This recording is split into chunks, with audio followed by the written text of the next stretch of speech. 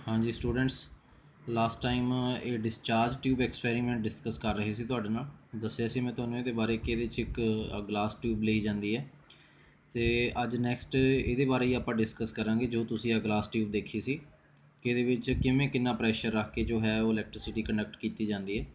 ਸੋ ਇਹ ਤੁਸੀਂ ਕੱਲ ਕਰ ਲਿਆ ਸੀ ਇਹ ਡਾਇਗਰਾਮ, ਇਹਦੇ ਬਾਰੇ ਹੁਣ ਆਪਾਂ ਇੱਥੇ ਡਿਸਕਸ ਕਰਾਂਗੇ। ਨੈਕਸਟ ਟੌਪਿਕ ਜੋ ਹੈ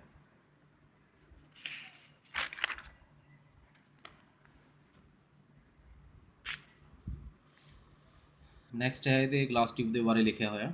In this experiment, the apparatus consists of a cylindrical hard glass tube about 50 centimeter long, which is closed from both the ends.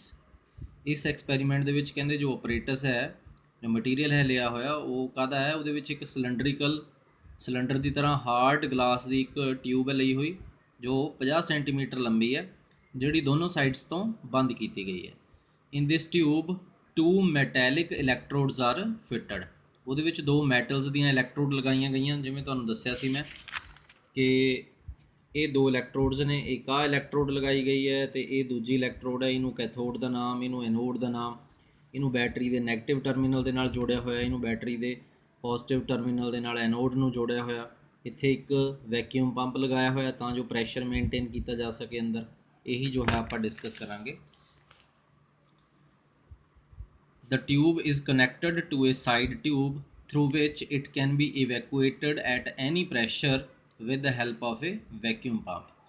ਕਹਿੰਦੇ ਸਾਈਡ ਟਿਊਬ ਜੋ ਹੈ ਉਹਦੇ ਨਾਲ ਇੱਕ ਲਗਾਈ ਗਈ ਹੈ। ਇਸ ਟਿਊਬ ਦੇ ਨਾਲ, ਸਿਲੰਡਰੀਕਲ ਹਾਰਡ ਗਲਾਸ ਟਿਊਬ ਦੇ ਨਾਲ, ਉਹਦੇ ਨਾਲ ਵੈਕਿਊਮ ਪੰਪ ਲਗਾਇਆ ਹੋਇਆ ਤਾਂ ਜੋ ਉਹਨੂੰ ਇਵੈਕੂਏਟ ਕੀਤਾ ਜਾ ਸਕੇ, ਮੀਨਸ ਖਾਲੀ ਕੀਤਾ ਜਾ ਸਕੇ ਕਿਸੇ ਵੀ ਡਿਜ਼ਾਇਰਡ ਪ੍ਰੈਸ਼ਰ ਦੇ ਉੱਤੇ, ਜਿੰਨਾ ਪ੍ਰੈਸ਼ਰ ਆਪਾਂ ਉਹਦੇ ਅੰਦਰ ਮੇਨਟੇਨ ਕਰਨਾ।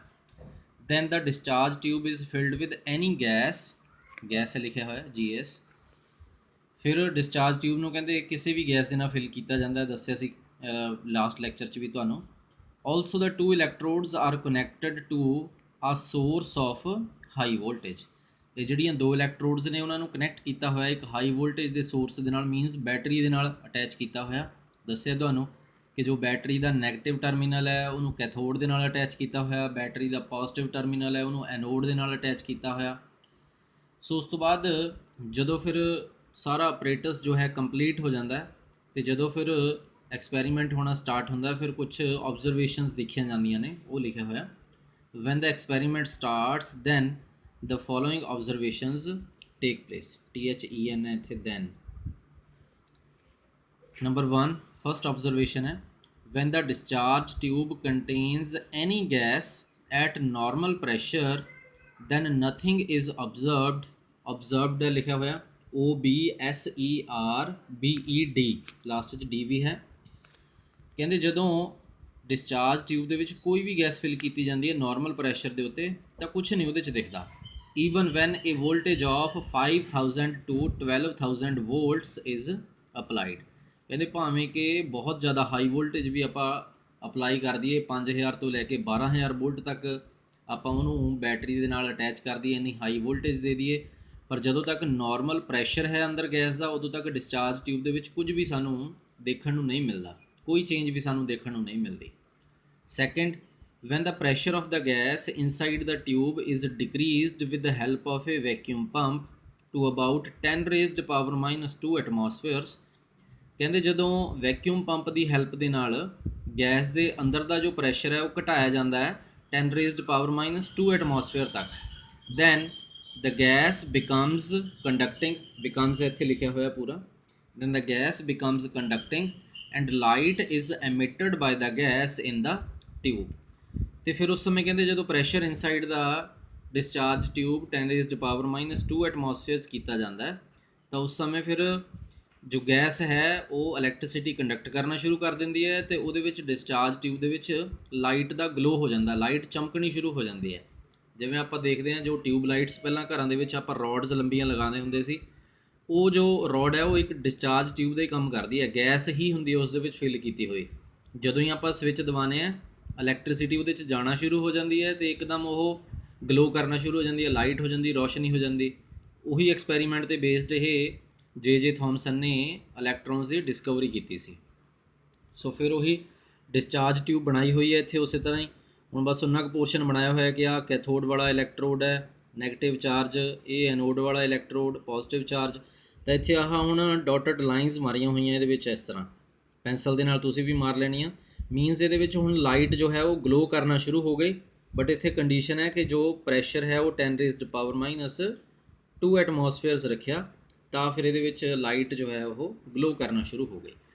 ਨੈਕਸਟ ਥਰਡ, ਫਿਰ ਇਸ ਤੋਂ ਬਾਅਦ ਤੀਜੀ ਆਬਜ਼ਰਵੇਸ਼ਨ ਕਿਆ ਦੇਖਣ ਨੂੰ ਮਿਲੀ, when the pressure of the gas inside the tube is further reduced, ਕਹਿੰਦੇ ਜਦੋਂ ਪ੍ਰੈਸ਼ਰ ਜੋ ਹੈ ਉਹ 10⁻² ਐਟਮੋਸਫੇਅਰਸ ਤੋਂ ਹੋਰ ਜ਼ਿਆਦਾ ਰਿਡਿਊਸ ਕੀਤਾ ਗਿਆ, then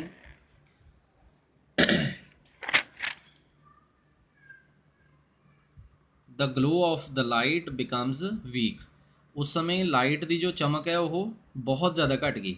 but at about 10⁻⁴ ਐਟਮੋਸਫੇਅਰਸ the glow in the tube, ਇੱਥੇ ਕੋਮਾ ਇੱਥੇ, the glow in the tube stops, ਪਰ ਕਹਿੰਦੇ ਜਦੋਂ ਪ੍ਰੈਸ਼ਰ ਨੂੰ 10⁻⁴ ਐਟਮੋਸਫੇਅਰ ਤੱਕ ਪਹੁੰਚਾਇਆ ਤਾਂ ਉਸ ਸਮੇਂ ਜਿਹੜਾ ਗਲੋ ਹੈ ਉਹ ਬਿਲਕੁਲ ਖਤਮ ਹੋ ਗਿਆ, ਮਤਲਬ ਲਾਈਟ ਜੋ ਹੈ ਬਿਲਕੁਲ ਦਿਖਣੀ ਉਹ ਟਿਊਬ ਦੇ ਵਿੱਚ ਬੰਦ ਹੋ ਗਈ। But the gas continues to conduct electricity, ਪਰ ਫਿਰ ਵੀ ਕਹਿੰਦੇ ਉਸ ਸਮੇਂ ਦੇਖਿਆ ਗਿਆ ਕਿ ਜਿਹੜੀ ਗੈਸ ਹੈ ਉਹ ਇਲੈਕਟ੍ਰਿਸਿਟੀ ਕੰਡਕਟ ਕਰ ਰਹੀ ਸੀ। ਕਿਵੇਂ? Because the glass tube at the anode and begins to glow with a faint greenish light, ਕਿਉਂਕਿ ਕਹਿੰਦੇ ਇਹ ਦੇਖਿਆ ਗਿਆ ਕਿ ਜਿਹੜੀ ਗਲਾਸ ਟਿਊਬ ਹੈ ਐਨੋਡ ਵਾਲੇ ਸਿਰੇ ਦੇ ਉੱਤੇ ਇੱਕ ਹਲਕੀ ਜਿਹੀ ਗ੍ਰੀਨਿਸ਼ ਲਾਈਟ ਦੇ ਨਾਲ ਉਹ ਇੱਕ ਸਿਰਾ ਗਲੋ ਕਰ ਰਿਹਾ ਸੀ। ਜਿਵੇਂ ਆਪਾਂ ਕਈ ਵਾਰੀ ਦੇਖਦੇ ਹਾਂ ਕਿ ਜਿਹੜੀਆਂ ਉਹ ਪਹਿਲੀਆਂ ਟਿਊਬਸ ਹੁੰਦੀਆਂ ਸੀ ਲਾਈਟ ਵਾਲੀਆਂ, ਜਦੋਂ ਆਪਾਂ ਕਈ ਵਾਰੀ ਔਨ ਕਰਦੇ ਸੀ ਤਾਂ ਔਨ ਨਹੀਂ ਹੁੰਦੀ, ਇੱਕ ਸਾਈਡ ਤੋਂ ਸਾਨੂੰ ਕੋਈ ਚਮਕ ਜੀ ਗਲੋ ਜੀ ਦਿਖਦੀ ਹੈ ਜ਼ਰੂਰ।